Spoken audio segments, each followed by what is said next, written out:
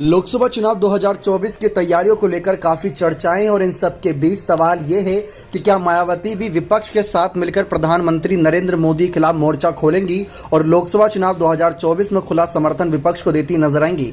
हालिया बयान के बाद ये चर्चा काफी ज्यादा हो रही है क्योंकि मायावती ने साफ कर दिया था कि लोकसभा चुनाव में वो अकेले ही चुनाव लड़ती नजर आएंगी उनकी पार्टी। और खासकर नगर निकाय चुनाव में जिस तरीके से चर्चाएं हो रही है कि मायावती तो इस बार स्टार प्रचारक की भूमिका में भी नजर नहीं आएंगी, तो ऐसे में लोकसभा चुनाव को लेकर कई सारे सवाल अभी से खड़े हो गए।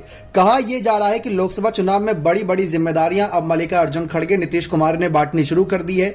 जो दल मल्लिकार्जुन खड़गे यानी कांग्रेस से दूरी बनाते हैं उनको मनाने के लिए नीतीश कुमार आगे आ रहे हैं। जैसे केजरीवाल को मनाने की कोशिश की गई, केसीआर को मनाने की कोशिश की गई, अखिलेश को मनाने की कोशिश की गई, तो वहीं दूसरी तरफ जो दल नीतीश कुमार या तमाम बड़े गठबंधन से दूरी बनाते हैं वो मल्लिकार्जुन खड़गे, राहुल गांधी की भूमिका है कि वो उनका ही करते नजर आए। जैसे उद्धव ठाकरे की चर्चा काफी ज्यादा हो रही है महाराष्ट्र से, तो वहीं अगर उत्तर प्रदेश में जाया जाए तो अखिलेश और मायावती की पार्टी यहां पर बहुत बड़ी पार्टी है बीजेपी के बाद। तो ऐसे में सबसे बड़ा सवाल यह रहेगा कि लोकसभा चुनाव 2024 में दूसरे नंबर की पार्टी बनकर निकली थी उत्तर प्रदेश में मायावती की पार्टी, तो क्या उनका समर्थन मिलेगा या नहीं। अब जैसा कि कहा जा रहा है कि मायावती और नीतीश कुमार के माने से ना मानेंगी, अगर मायावती यानी कि उनके मनाने से भी नहीं मानेंगी। राहुल गांधी की भारत जोड़ो यात्रा में संदेश दिया गया था मल्लिकार्जुन खड़गे के द्वारा, लेकिन वो शामिल नहीं हुई थी। काम का हवाला दिया गया था, उनका एक सांसद शामिल होता नजर आया था। तो ऐसे में सोनिया गांधी के ऊपर जिम्मेदारी रहेगी ना सिर्फ मायावती को बनाने की बल्कि ममता बनर्जी को मनाने की भी। अपने बेटे राहुल गांधी को आगे लोकसभा चुनाव में प्रधानमंत्री पद तक पहुंचाने के लिए सोनिया गांधी एड़ी चोटी का जोर लगाएंगी क्योंकि इससे पहले 2 चुनाव में हार का सामना कर ही चुके हैं। तो सोनिया गांधी के सामने सबसे बड़ी चुनौती यही रह सकती है कि यूपीए की जिस तरीके से अध्यक्षता करती है तो कहीं ना कहीं उनके सामने चुनौती है कि वे इन सब महिलाओं को एकजुट करती नजर आए, जो महिला सशक्तिकरण के साथ आगे बढ़ती है, अपने आप को समाज में बहुत ज्यादा मजबूत दिखाती हैं।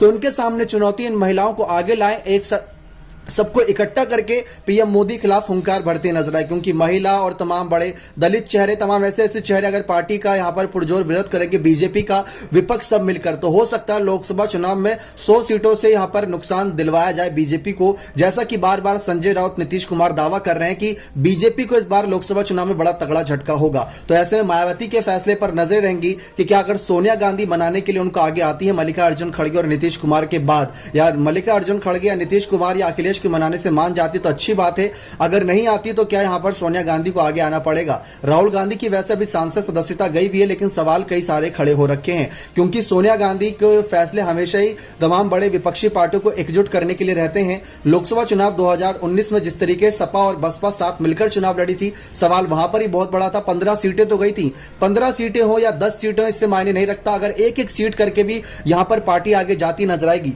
तो कहा जाता है कि बूंद बूंद से घड़ा भरेगा और यह घड़ा भरता नजर आएगा कहीं ना कहीं विपक्षी पार्टी का।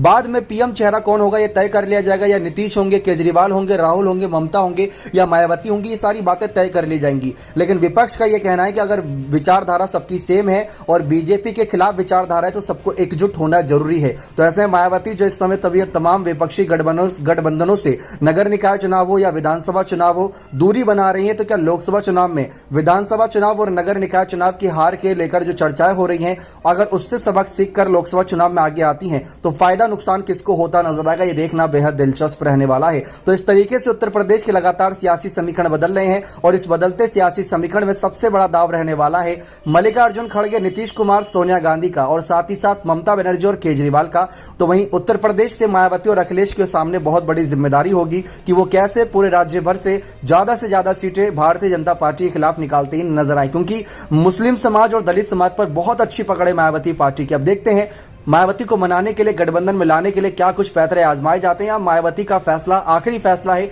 गठबंधन ना करने का। बने रहे चैनल के साथ ऐसी और तमाम जानकारियों के लिए बहुत बहुत धन्यवाद।